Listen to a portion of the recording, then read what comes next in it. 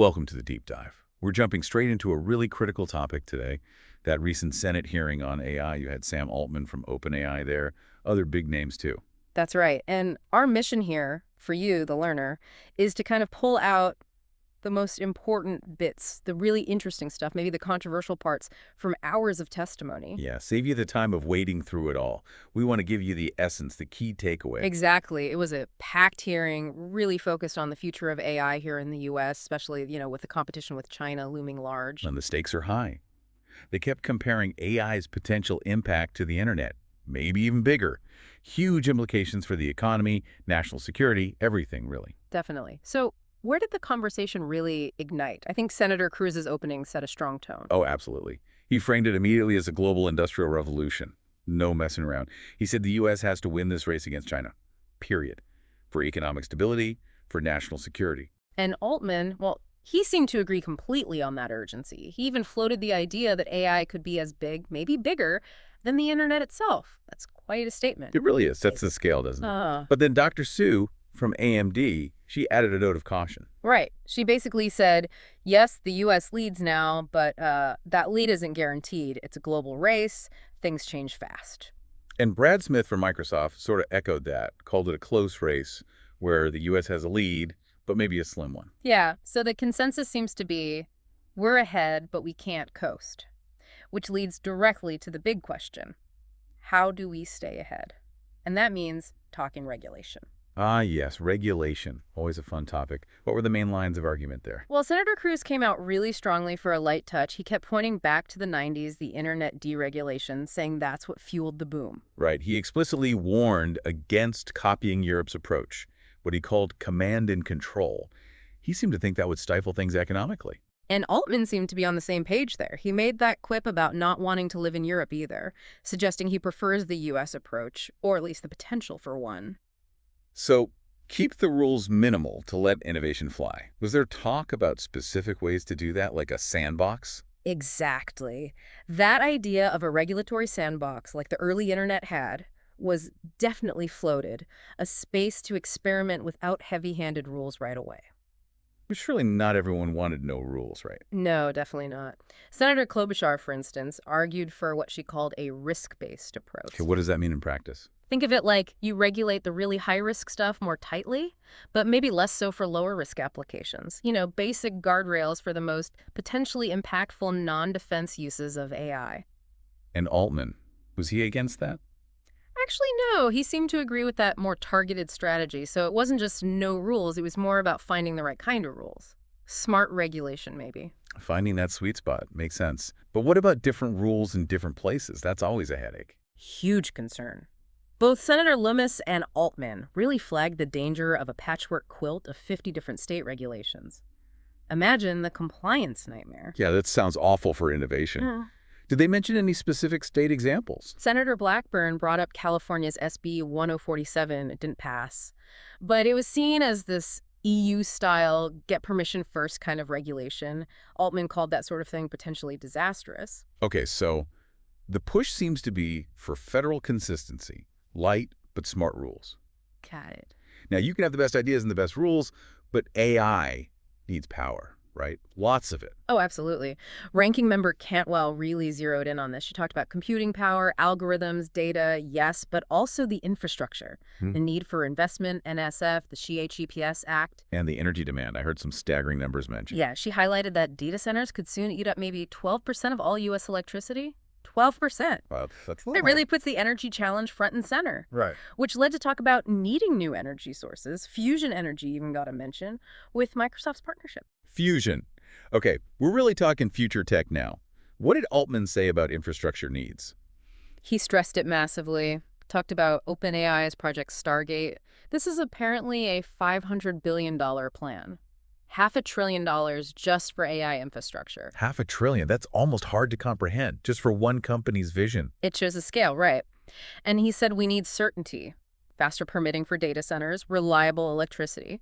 Dr. Sue from AMD backed this up. Computing infrastructure is foundational, she said. So everyone agrees we need way more power. Seems like it. Senator Hickenlooper said there was unanimous agreement on needing dramatically more power generation. But how we get that power, That's where things got a bit more contentious. Oh, how so? Well, Senator Ricketts raised concerns about the current administration's focus on solar and wind, questioning if that's reliable enough for the massive constant power AI needs. He worried it could hurt competitiveness compared to China. Okay, so a debate about the type of energy source needed for reliability. Exactly. And he also pointed to a specific bottleneck getting federal permits for building, especially involving wetlands. Apparently, the Army Corps of Engineers process can really slow things down. Wetlands permits slowing down AI data centers? That's Yeah. unexpected. It's one of those real-world friction points, right?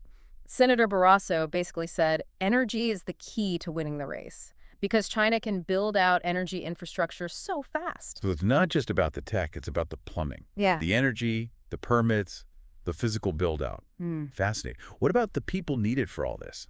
The talent? Crucial point. Ranking member Cantwell mentioned needing hundreds of thousands of new electricians, just for starters. Electricians, Yeah, right, for all that infrastructure. Yep. And Dr. Su emphasized investing in talent pipelines, making sure the U.S. stays the best place to study and work in AI. Brad Smith talked about skilling the workforce. Makes sense. Did anyone ask the witnesses directly what they needed most from the government on this? Senator Cornyn did. He asked for 5 words. The answers centered on, you guessed it, electricians and AI education. Dr. Su did say the smartest engineers are here, but we need more, especially in hardware and software. Okay. But AI also raises concerns about jobs disappearing, right? Did that come up? It did. Senator Peters brought up Altman's own previous comments about potential significant job elimination. The need to prepare society for that kind of disruption was acknowledged. A big challenge. Yeah. Let's shift slightly. What about keeping U.S. tech out of the wrong hands, like China's export controls? Yeah, that was definitely part of the discussion. Cantwell cautioned that export controls aren't a trade strategy per se, but a tool to keep sensitive tech away from rivals. But we still want to sell our tech globally, presumably. That's the balancing act.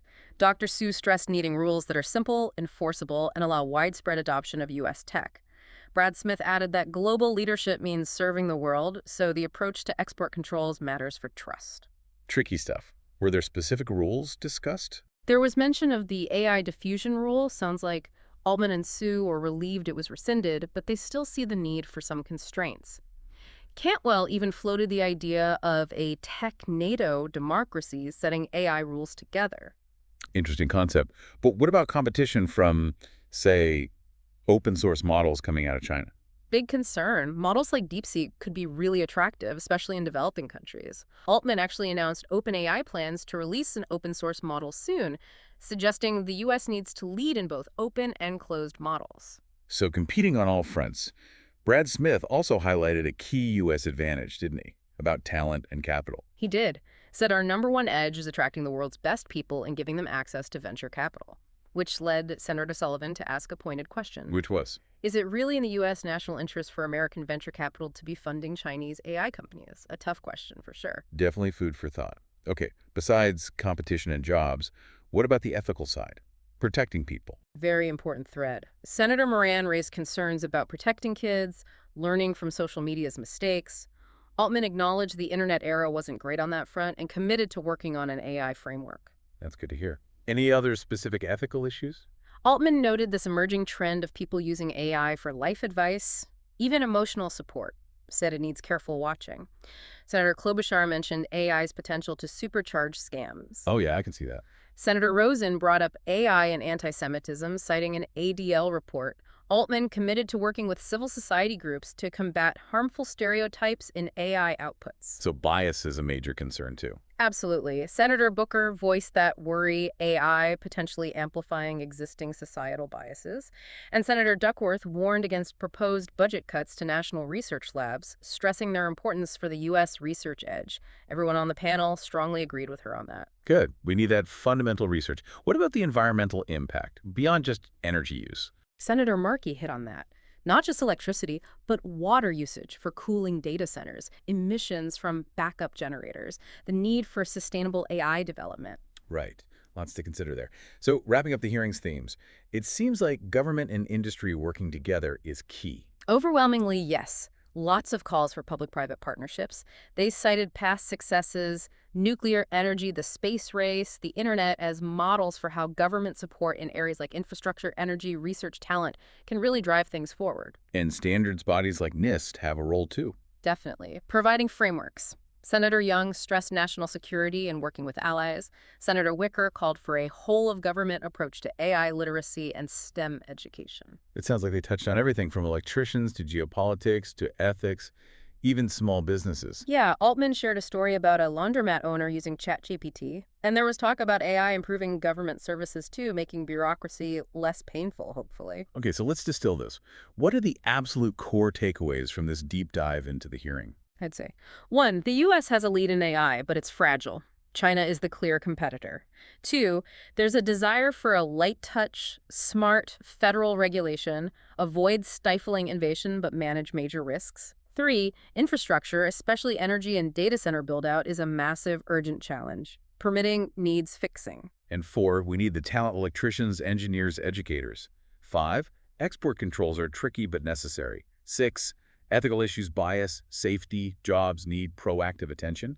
And finally, government and industry must collaborate. That sums it up pretty well. The scale of investment needed, like that $500 billion figure, was definitely an aha moment. And the wetlands permit thing as a bottleneck, who knew? Plus, the sheer urgency everyone expressed about China. Yeah, those really stood out. So for you listening, maybe the questions to ponder are, what kind of regulation truly hits that sweet spot between innovation and safety? How do we realistically meet these colossal energy demands? And how do we prepare our workforce and society for the changes AI will inevitably bring? And maybe the final thought to leave you with. As we race ahead in AI, how do we ensure this powerful technology actually aligns with our values and benefits everyone, not just a select few? That's a big one to chew on. Indeed it is. Okay, that's our deep dive for today. Thanks for joining us.